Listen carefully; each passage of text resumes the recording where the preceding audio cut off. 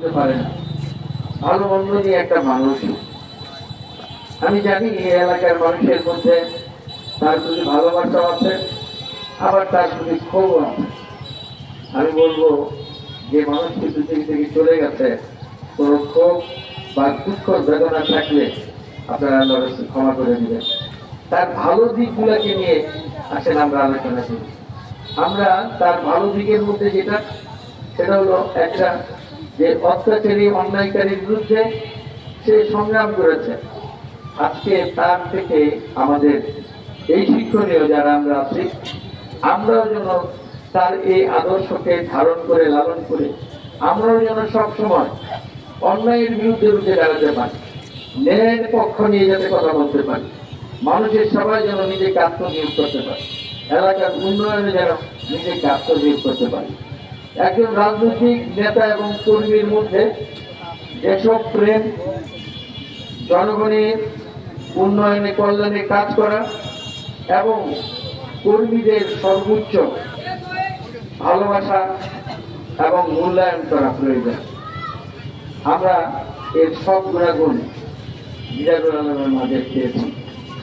তার মধ্যে দেশের প্রেম ছিল, সে এলাকাকে ভালোবাসতো, এলাকার উন্নয়নে সবসময় আমাদের কাছে কথা বলতো, কাজ করার। যেমন পৌরসভা যখন আমি এই সিদ্ধিরগঞ্জকে গঠন করার কাজে অংশগ্রহণ করি, এই কদমতলী থেকে সবচেয়ে বেশি আমাকে সহযোগিতা করেছে, আমাকে অনুপ্রাণিত করেছে মিরাজুল আলম। যার কারণে পৌরসভা হওয়ার পরে আমি যে কমিটি গঠন করেছিলাম, সেই কমিটিতে মিরাজুল আলমকে আমি একজন সদস্য রেখেছিলাম প্রথম পৌরসভা গঠন করার পর।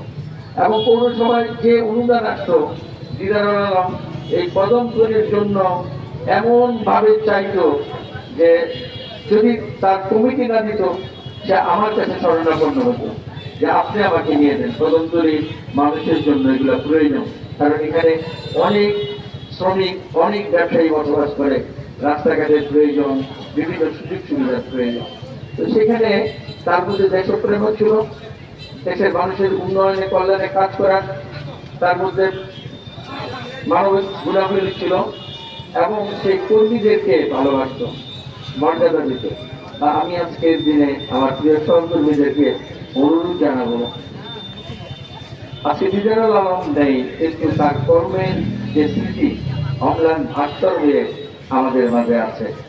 আমরা যেন সেই পথ অনুসরণ করি, আমরা যেন দেশের প্রেমে উদ্বুদ্ধ হয়ে দেশের কল্যাণে, মানুষের কল্যাণে কাজ করি।